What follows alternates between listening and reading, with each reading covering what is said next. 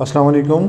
मैं हूं आपका टीचर अताउर रहमान। मेरा जो सब्जेक्ट है वो है उर्दू, और आज हम इंशाअल्लाह हिजरत नबी सल्लल्लाहु अलैहि वसल्लम के बारे में दूसरा लेक्चर आप देखेंगे, सुनेंगे, पढ़ेंगे, जिनके मुसन्निफ़ हैं मौलाना शिबली नोमानी।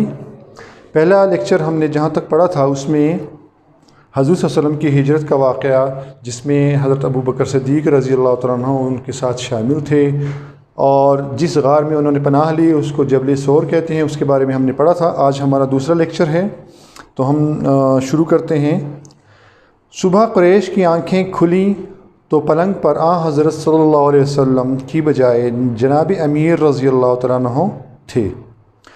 सुबह जिस रात हज़रत सल्लल्लाहु अलैहि वसल्लम ने हिजरत फरमाई वो उनके लिए नाउज़ुबिल्लाह कत्ल की रात थी, लेकिन अल्लाह ताला के हुक्म से उन्होंने वहाँ से हिजरत फरमाई और हज़रत अली रज़ी अल्लाह तआला अन्हु को उनकी जगह उनके बिस्तर पर लेटना पड़ा।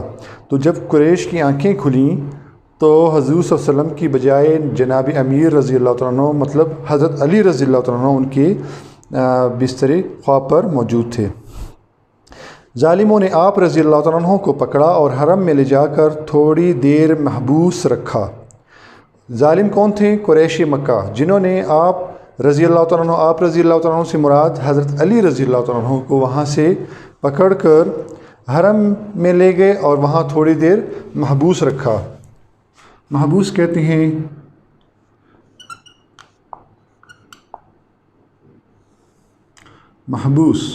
महबूस कहते हैं क़ैद को। वहाँ उनको थोड़ी देर के लिए क़ैद रखा, उनको तंग किया और फिर उनको छोड़ दिया। फिर हज़रत सल्लल्लाहु अलैहि वसल्लम की तलाश में निकले। ढूंढते ढूंढते गार के दाने तक आ गए। गार के दाने तक आ गए। दाने कहते हैं, दाना कहते हैं किनारा। दाने तक आना, किनारे तक आना। किस चीज़ के किनारे तक आना? गार के किनारे तक आना। मतलब वो कुफारे मक्का इतने करीब आ गए कि बिल्कुल गार के करीब पहुंच गए, उसके किनारे पहुंच गए। आहट पाकर हज़रत अबू बकर सिद्दीक़ रज़ी अल्लाह अन्हु गमज़दा हुए। आहट पाकर, आहट कहते हैं आवाज़ को। किन की आवाज़? उन लोगों की आवाज़ जो उनका पीछा करते करते जबल सौर और गार सौर के करीब पहुंच चुके थे। तो ये आवाज़ सुनकर हज़रत अबू बकर सिद्दीक़ रज़ी अल्लाह अन्हु इंतहाई गमज़दा हुए। वो समझे कि अब पकड़े तो अब पकड़े गए, और हज़रत सल्लल्लाहु अलैहि वसल्लम से अर्ज़ किया कि अब दुश्मन इस कदर करीब आ गए हैं कि अगर अपने कदम पर उनकी नज़र पड़ जाए तो हमको देख लें। आप सल्लल्लाहु अलैहि वसल्लम ने फरमाया, यहाँ पर उन्होंने कहा कि हमारे वो इतने करीब आ गए हैं कि अगर हमारे पैर या कदम, हम तो छुप रहे हैं लेकिन हमारे कदम उनको नज़र आ गए तो हम पकड़ लिए जाएंगे।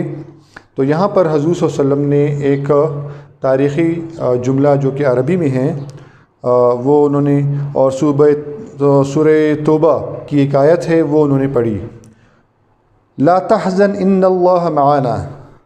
आप सल्लल्लाहु अलैहि वसल्लम ने फरमाया, ला तहज़न इन्नल्लाह मआना, घबराओ नहीं, बेशक अल्लाह हमारे साथ है।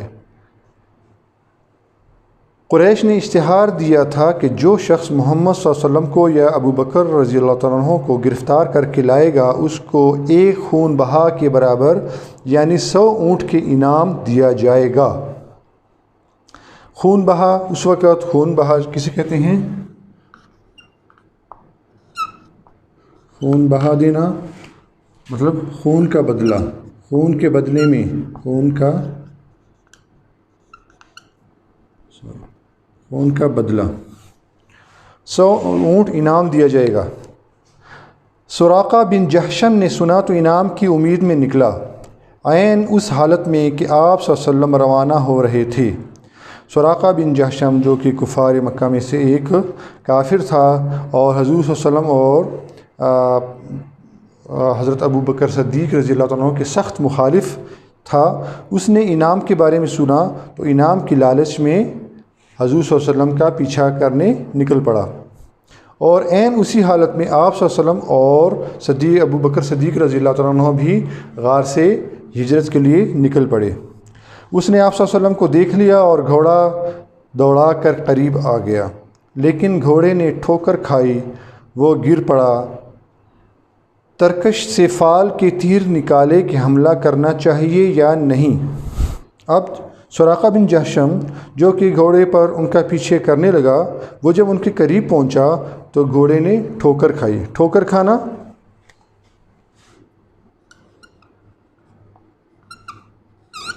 ٹھوکر کہتے ہیں ویسے دھکا، جیسے جسے دھکا لگ جاتا ہے، دھکا کھانا، ٹھوکر کھانا۔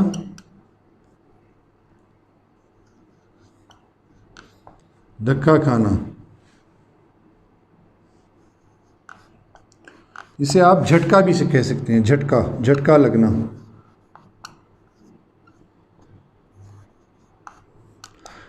گھوڑے کو ٹھوکر لگی اور اس پر جو سوار شخص تھا سراقہ بن جہشم، وہ نیچے گر پڑا۔ اس نے ترکش سے فال کے تیر نکالے۔ ترکش کسے کہتے ہیں؟ ترکش کہتے ہیں تیر رکھنے کی جگہ۔ ترکش تیر رکھنے کی جگہ، جو کہ ایک ٹوکری ٹائپ سی ہوتی ہے، لمبی سی، جو کہ پیچھے پیٹھ پر لوگ لگاتے ہیں تاکہ آسانی سے اس میں سے تیر نکال سکے۔ اچھا، فال کے تیر نکالا۔ اس وقت ان کے یہ رواج تھا کہ اس ترکش میں 2 قسم کے تیر ہوتے تھے۔ ایک تیر پر لکھا ہوتا تھا کہ ہاں، دوسرے پر لکھا ہوتا تھا کہ نہ۔ تو یہ فال جب نکالتے تھے، فال نکالنا ایک قسم کی قراندازی نکالنا، تو جس پر ہاں لکھا ہوتا تھا تو وہ تیر چلاتے تھے، جس پر نہ لکھا ہوتا تھا وہ تیر وہ نہیں چلاتے تھے۔ جواب میں جب اس نے تیر نکالا، جواب میں نہیں نکلا۔ نہیں کا مطلب تیر نہ چلاؤ، نہیں چلانا۔ لیکن 100 اونٹوں کا گراں بہا معاوضہ ایسا نہ تھا کہ تیر کی بات مان لی جاتی، لیکن اس کے دل میں لالچ تھا۔ وہ سوچ رہا تھا کہ میں نے ان کو گرفتار یا پکڑ لیا تو مجھے 100 اونٹ انعام ملے گا۔ گراں بہا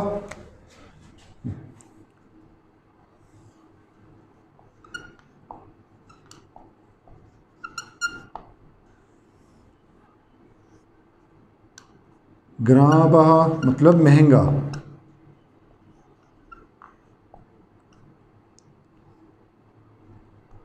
یہ مہنگا ایسے لکھا جائے گا، زیادہ قیمت ہونا، زیادہ قیمت ہونا۔ تو اس کافر کے دل میں لالچ آئی، تو اس نے کیا کیا کہ تیر کی بات نہیں مانی۔ تیر میں فال میں نکلا تھا کہ نہیں چلانا، لیکن وہ اس لالچ میں آ گیا اور تیر کی بات نہیں مانی، اس فال پر عمل نہیں کیا۔ دوبارہ گھوڑے پر سوار ہوا اور آگے بڑھا۔ اب کی بار گھوڑے کے پاؤں گھٹنوں تک زمین میں دھنس گئے مطلب دھنس گئے، ڈوب گئے۔ کیا ڈوب گئے؟ پاؤں ڈوب گئے۔ اس زمین کے اندر گھوڑے کے پاؤں ڈوب گئے، دھنس گئے۔ گھوڑے سے اتر پڑا اور پھر فال نکالی۔ اب بھی وہی جواب تھا، لیکن مکرر تجربے نے اس کی ہمت پست کر دی اور یقین ہو گیا کہ یہ کچھ اور آثار ہیں۔ مکرر یہاں پر یہ قاف والا نہیں، یہ کاف والا مکرر ہے۔ مکرر کا مطلب ہے مسلسل، بار بار۔ مکرر کا مطلب بار بار۔ جب بار بار اس کے ساتھ یہ ہوتا گیا کہ گھوڑا گرتا گیا، فال میں نہیں نکلتا گیا، تو وہ سمجھ گیا کہ یہ کوئی اور ہی چکر ہے، کوئی اور ہی آثار ہیں، کچھ اور ہی نشانیاں ہیں۔ یہاں پر ہم آثار کا مطلب لکھیں گے نشانیاں، آثار، نشانیاں۔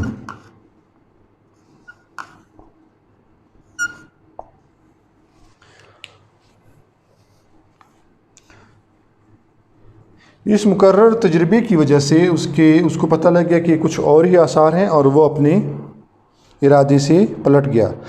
حضرت صلی اللہ علیہ وسلم کے پاس آ کر قریش کے اشتہار کا واقعہ سنایا۔ وہی شخص حضور صلی اللہ علیہ وسلم کے پاس آیا، قریش نے جو اشتہار دیا تھا، جو انہوں نے حضور صلی اللہ علیہ وسلم کے بارے میں کہا تھا کہ جس نے ان کو نعوذ باللہ قتل کیا یا پکڑ لیا اس کو 100 اونٹ کا انعام دیں گے، وہ واقعہ اسی کافر نے حضور صلی اللہ علیہ وسلم کو سنایا اور درخواست کی کہ مجھ کو امن کی تحریر لکھ دیجئے۔ حضرت ابوبکر صدیق رضی اللہ عنہ کے غلام عامر بن فہرہ نے چمڑے کے ایک ٹکڑے پر فرمان امن لکھ دیا۔ فرمان امن لکھنا، امن کا فرمان لکھنا، امن کا حکم دینا، فرمان امن، امن کا حکم۔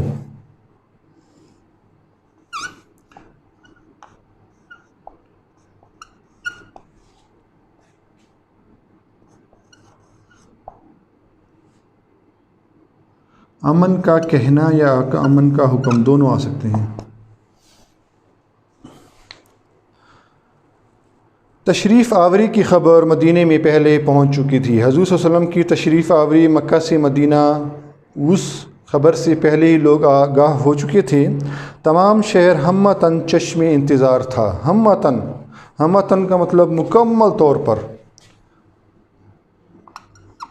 ہمتاً مکمل طور پر، جسم کا مکمل طور پر، جسم کا مکمل حصہ، یا یہاں پر ہم یہ بھی لکھ سکتے ہیں کہ پوری طرح، پوری طرح تیار۔ یہاں پر چونکہ ہم جملے کو بھی دیکھیں گے اور اس سے آگے جو لفظ آتا ہے اس کے حساب سے، اسی کے مطابق ہم اس کا ترجمہ دیں گے۔ ہمتاً چشم انتظار، چشم کہتے ہیں آنکھوں کو، مطلب مکمل طور پر ان کی آنکھیں جو تھیں حضور صلی اللہ علیہ وسلم کے انتظار میں تھیں۔ معصوم بچے فخر اور جوش میں کہتے پھرتے تھے کہ پیغمبر صلی اللہ علیہ وسلم آ رہے ہیں۔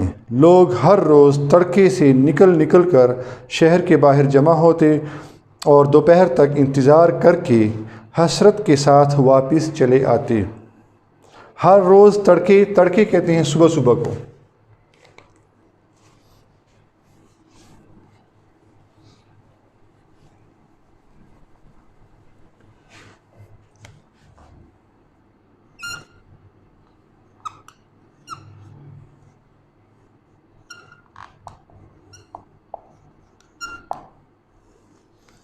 سبق میں جو سب سے اہم چیز ہوتی ہے وہ مشکل الفاظ اور ان کے معنی۔ جب تک آپ کو مشکل الفاظ کے معنی نہیں آئیں گے آپ کو سبق کی سمجھ نہیں آئے گی، اور اس میں آپ ان الفاظ سے جملے استعمال کرنا، ان کے معنی لکھنا، اور بغیر ان مشکل الفاظ کے معنوں کے آپ کو سبق کا پورا فائدہ نہ ہوگا۔ تڑکے کا مطلب یہاں صبح سویرے۔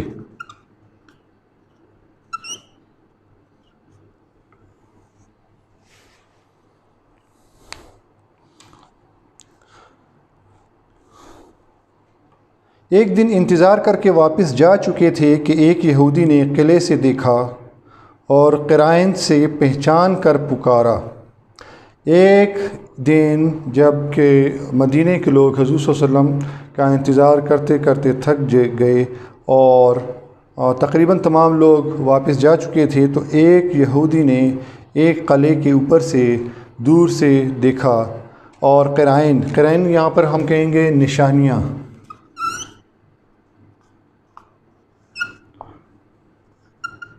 حضور صلی اللہ علیہ وسلم کے بارے میں لوگ جو باتیں کرتے تھے، ان کے جسم مبارک، ان کے بال مبارک، چہرے مبارک کے بارے میں، تو وہ جو آثار نظر آ رہے تھے، جو نشانیاں نظر آ رہی تھیں، ان سے ان کو اندازہ ہو گیا کہ حضور صلی اللہ علیہ وسلم مدینہ پہنچ رہے ہیں، راستے میں ہیں۔ انہوں نے ان کو دیکھ لیا تھا۔ اہل عرب، ایک نے پکارا، اہل عرب، لو تم جس کا انتظار کرتے تھے وہ آ گیا۔ تمام شہر تکبیر کی آواز سے گونج اٹھا۔ تو جس شخص نے، جو کہ مدینہ کے رہنے والا تھا، پہلے حضور صلی اللہ علیہ وسلم کو دیکھا تو ان کی وہ نشانیاں دیکھ کر انہوں نے کہا کہ ہم لوگ جن کا انتظار کر رہے تھے وہ آ گئے ہیں، وہ پہنچ چکے ہیں، اور اسی کے ساتھ پورا شہر اللہ اکبر کے نعرے سے گونج اٹھا۔ تو تو یہ تھا آپ کا آج کا لیکچر نمبر 2، جس میں ہم نے اپنے اس سبق کو ختم کر لیا ہے، اور انشاءاللہ کل ہم اس اگلے سبق جس کا نام ہے مرزا غالب کے عادات و خصائل، مصنف مولانا الطاف حسین حالی، انشاءاللہ اس کے بارے میں پڑھیں گے۔ تو آج کے لیے اتنا ہی کافی ہے۔ اللہ حافظ۔ السلام علیکم ورحمۃ اللہ وبرکاتہ۔